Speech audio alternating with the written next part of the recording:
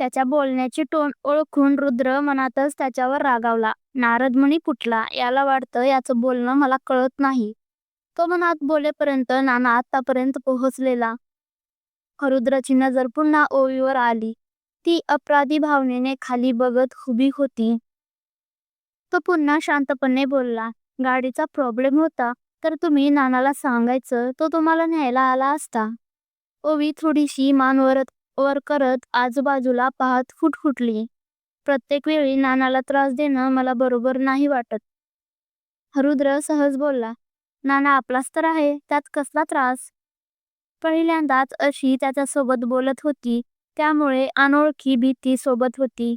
इकडची तिकडची नजर कशी तरी त्याच्यापर्यंत आणत ती बोलली, तरी पण माझ्यामुळे कोणाला त्रास झालेला मला नाही आवडत. मग स्वतःला त्रास झाला तरी चालेल, बरोबर ना? रुद्र गालात हसत बोलला.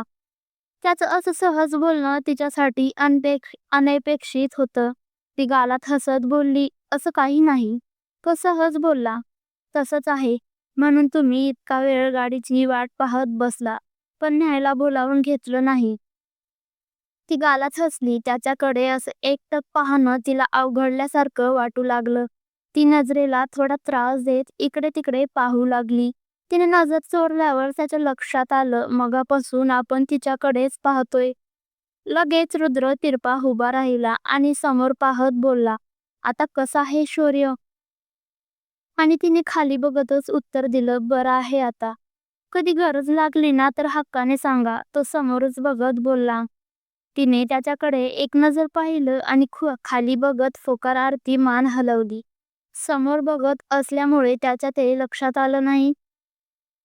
कदाचित ती चुकीचं समजेल हा विचार करून त्याने हलकेत नजर तिच्यावर टाकली आणि पुन्हा बोलला, पुन्हा शौर्य आजारी पडला, त्याच्यासाठी काही इमर्जन्सी आली तर हक्काने सांगा, असं बोललो मी. हो म्हटलं ना मी, तिचा बारीक आवाज. त्याने पुन्हा तिच्याकडे आश्चर्याने पाहिलं. कधी हो म्हटला? आत्ताच. तो समोर बघूनच हसला. मला धडधडीत ऐकायला येतं, पण आता असं वाटतंय मी बहिरा आहे. इतक्या लहान आवाजात तुम्ही बोलता की तुमचं बोलणं ऐकायलाच येत नाही.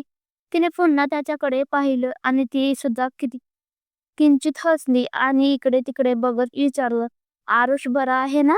तो सुद्धा आलाय का? तो समोर बघूनच नाही. त्याला नाही आणलं, तो घरी नव्हता. ती पुन्हा खाली बघतच उभी राहिली. कदाचित भेटायला बोलावलं असेल हा विचार तिच्या मनात आला आणि रुद्र आपण कशाला आलो हेच विसरला. तो तसाच एक हात खिशात घालून बघत उभा होता. मधूनच त्याची हलकीशी नजर तिच्याकडे धावत होती. कानातील छोटी फुलं सोडली तर तिच्या अंगावर एकही दागिना नव्हता. साधी कपाळाला टिकली सुद्धा नव्हती, ना चेहऱ्यावर मेकअपचा लवलेश. तरी सुद्धा तिचं सौंदर्य पाहणाऱ्याला आकर्षित करत होतं. रस्त्यावरून येणाऱ्या जाणाऱ्या पुरुषांची नजरा तिच्याकडे मागे वळून पाहत होत्या. एरवी या नजरांचा तिला राग यायचा, भीती वाटायची, पण आज त्याच्यामुळे तिला सुरक्षित वाटत होतं. नाना दोघांनाही दुकानातून पाहत होता. रुद्र पाठमोरा उभा, तर त्याच्याकडे फिरून खाली बघत साडीचा पदर गुंडाळत ओवी उभा होती.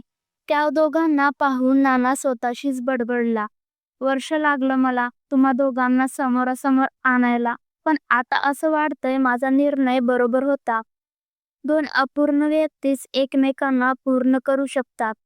5 मिनिटं दोघांना एकांत दिल्यावर नानाने आतून आवाज दिला, रुद्र ओवीला घेऊन आतमध्ये ये, नाहीतर तिथूनच निघून जाल आणि मी ते एकटाच राहीन.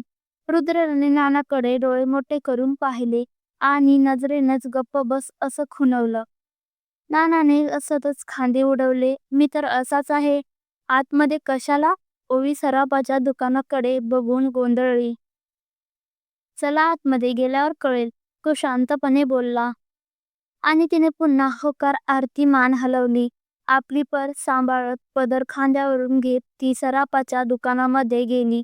तिच्या पाठून रुद्र गेला. नाना सराफाला बोलला, मंगळसूत्राची डिझाईन दाखवा. मंगळसूत्र खरेदी. त्यांचं बोलणं ऐकून ओवीने त्याच्याकडे आश्चर्याने पाहिलं आणि तशीच नजर रुद्रवर फिरवली. तिच्या चेहऱ्यावरचे हावभाव पाहून रुद्र शांतपणे बोलला, तुम्हाला आवडेल ती पसंत करा. पण पण मी म्हणजे नकोच. ती खाली बघतच पदराचं टोक पकडून आपला गोंधळ लपवण्याचा प्रयत्न करू लागली. काय झालं? नानाने विचारलं. तिने खाली बघूनच नकारार्थी मान हलवली. तिच्या पसंतीने मंगळसूत्र घेणे ही तिच्यासाठी खूप मोठी गोष्ट होती. आजवर कोणत्याच बाबतीत तिला तिची पसंत कोणी विचारलीच नव्हती. त्यामुळे ती खूप गोंधळून गेली. रुद्रने नानाला खुणवलं. खुणेने विचारलं, काय झालं यांना?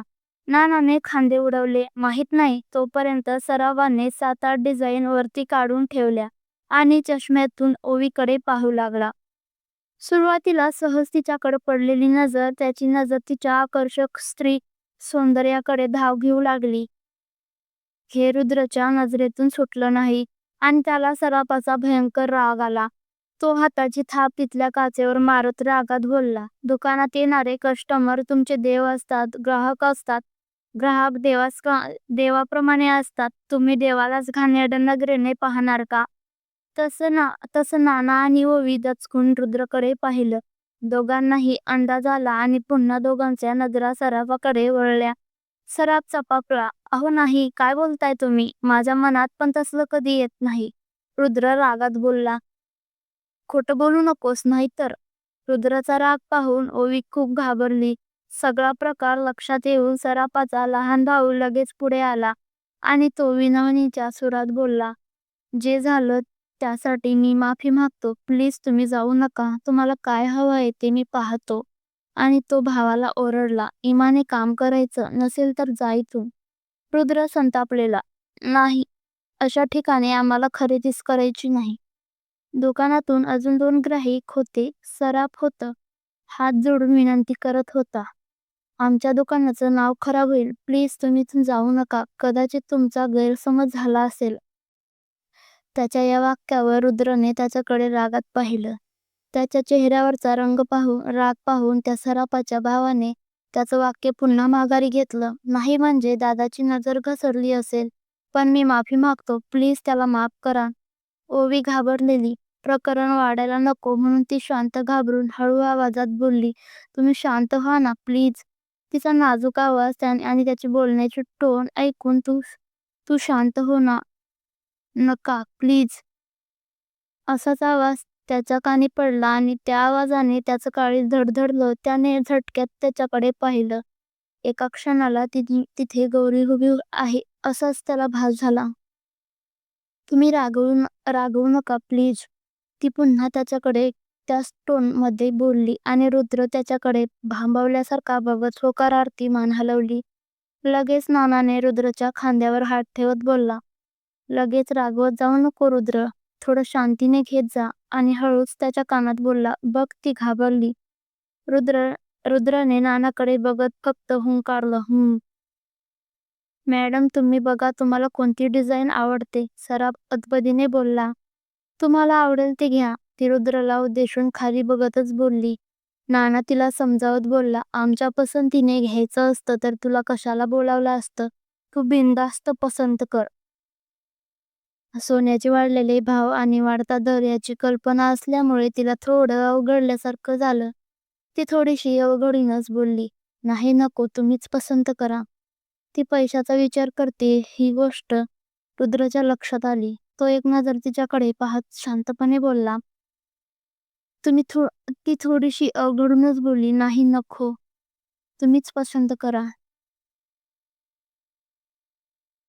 ती पैशाचा विचार करते ही गोष्ट रुद्रच्या लक्षात आली. तो एक नजर करून तिच्याकडे शांतपणे बोलला, तुम्ही संकोच बाळगू नका. कोणतीही डिझाईन आवडते ते पहा. रुद्र बोलल्यावर ओवीने सगळ्या बॉक्समधील मंगळसूत्रावरून एक नजर फिरवली. सगळे मोठे मोठे आणि भरलेले होते. प्रत्येक मंगळसूत्र हे 4-5 तोळ्याच्या पुढचं आहे. हे पाहता क्षणी तिच्या लक्षात आलेलं, यातील काही नको. तुम्हाला दुसरी डिझाईन हवी आहे का? रुद्रने आश्चर्याने विचारलं. मला साधंसं चालेल. ती खाली बघतच अवघडल्यासारखी बोलली. तुम्हाला कसं हवं मॅडम ते सांगाल का? म्हणजे मी तशी डिझाईन दाखवतो. सराफ पुन्हा विनयाने बोलला. ज्याच्यामध्ये काळे मणी जास्त असतील असं दाखवा. तिने खाली बघतच सांगितलं. मगाशी घडलेल्या प्रकारामुळे तिची सराफाकडे बघायची हिंमतच झाली नाही. सराफाने लगेच काळे मणी जास्त असलेल्या डिझाईन्स दाखवल्या. ओवीला त्यातील 2 आवडल्या. ती दोन्ही बॉक्सकडे आळीपाळीने पाहत होती. या 2? ओके. सराफाने बाकीचे बॉक्स ठेवून दिले. यातील कोणतं हवं? त्याने पुन्हा विचारलं. तिने रुद्रकडे पाहिलं आणि बारीक आवाजात विचारलं, या दोन्हीतील कोणतं घेऊ? तुम्हाला आवडेल ते घ्या. त्याचं सरळ उत्तर. मला कळत नाही, बघा ना एकदा. तिची बोलण्याची ती टोन रुद्रला बेचैन करत होती. त्याने मानेनेच बघतो असं खुणावलं आणि दोन्ही बॉक्स पाहिले. डिझाईन छान होत्या, जेमतेम एकसारख्याच होत्या. फक्त एकीला खाली 2 मोठ्या वाट्या होत्या तर दुसरीला 1 पान होतं. त्याने 2 मोठ्या वाट्या असलेल्या डिझाईन ओवीपुढे ठेवली. ही पहा. चालेल. तीही संमती दिली. रुद्र ती डिझाईन सराफापुढे करत लगेच बोलला. यामध्ये बनवायला टाका. सीझन चालू असल्यामुळे आम्ही गणनावळ घेत नाही. 8 दिवसांनी भेटल. सराफाने सांगितल्यानंतर रुद्र शांतपणे, ठीक आहे, आता अंगठ्या दाखवा. नानाला तर कल्पनाच नव्हती की तिला अंगठी सुद्धा घ्यायची आहे. स्वतःचं लग्न न झाल्यामुळे त्याला तसा अनुभव नव्हताच म्हणा.